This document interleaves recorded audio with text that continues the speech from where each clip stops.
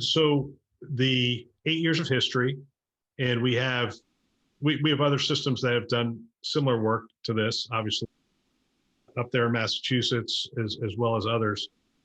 What's the data to support that it is better or it is comparable and less costly to do it this way? So as you can guess, we've done substantial analytics on every patient we've seen. And the mantra at Mayo is start small, think big, move fast, right? So we did one patient at a time. And then we did a deep dive. Oh, what was the outcome? What was the quality? Oh, do we have a supply chain issue? And then we started doing measurement, like not only the usual quality indicators and such, but patients and families going through a full Net Promoter Score evaluation. Would you recommend this to your friends or your family members?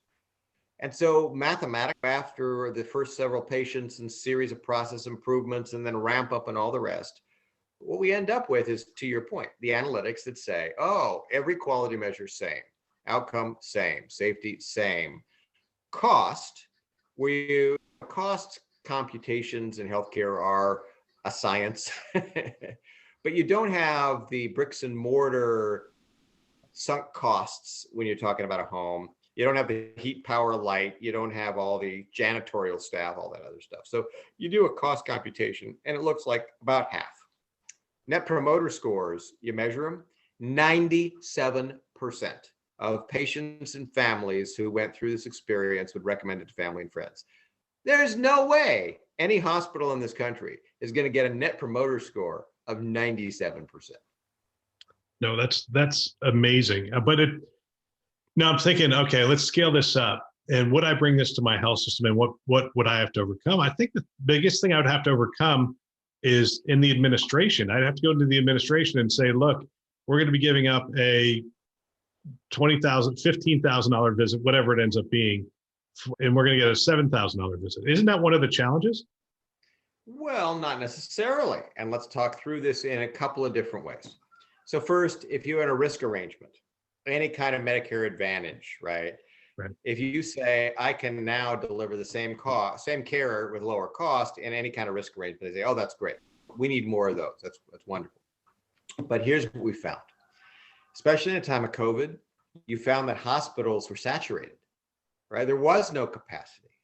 And so if you say, oh, I actually can take my non-COVID patients, put them in non-traditional settings, deliver care, fill the hospital with just COVID patients or high acuity patients, whatever.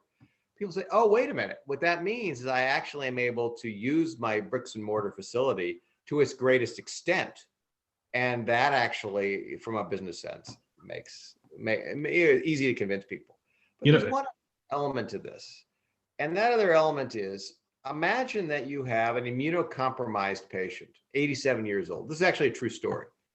And you say, oh, no problem, ma'am. I'm going to bring you to a place with lots of people coughing on you. Right? It turned out to be medically even better to care for a whole lot of these patients in a non-bricks and mortar facility. So it made sense to a hospital administration.